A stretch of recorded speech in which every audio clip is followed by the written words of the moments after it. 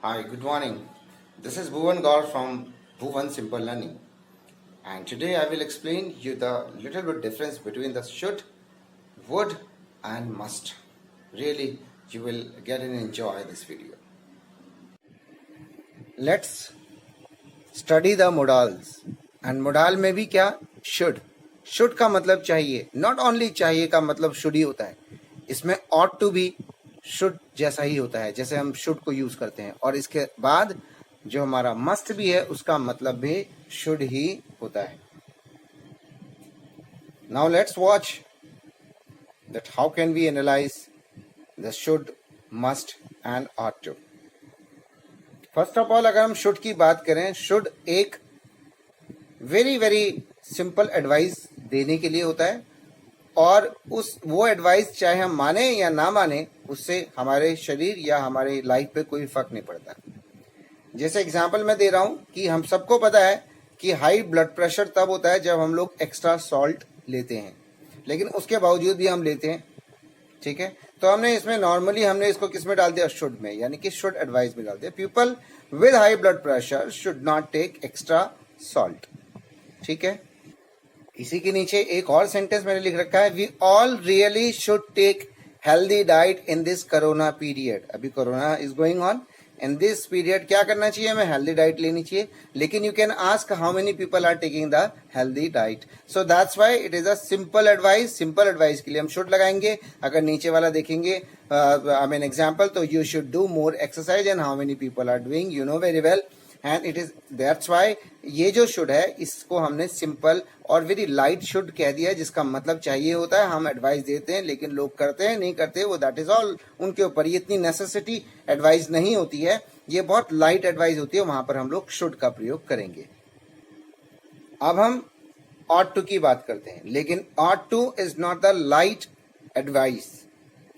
Ought to के अंदर बहुत ही ज्यादा पॉसिबिलिटी होती है, बहुत ज्यादा पॉसिबिलिटी वाली एडवाइस होती है, क्योंकि अगर हम उस एडवाइस को नहीं मानते तो हमें परेशानी 100% होगी.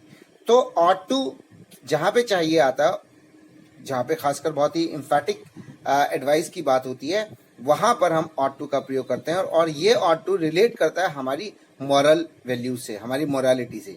जैसे मैं एग्जाम्पल दे रहा हूं, right and wrong in behaviour, तो उसमें अगर चाहिए आ जाता है, जैसे मैंने कहा कि हमें पुलिस की लॉ एंड ऑर्डर को मानना चाहिए, तो यहाँ पे शुड नहीं आएगा, बल्कि क्या आएगा, ऑट टू. नहीं मानेंगे तो पनिश होंगे. हमें अपने पेरेंट्स की रिस्पेक्ट करनी चाहिए, यहाँ पर शुड नहीं आएगा, ऑट टू आएगा. नहीं करेंगे तो हमें वो लोग they will just punish us.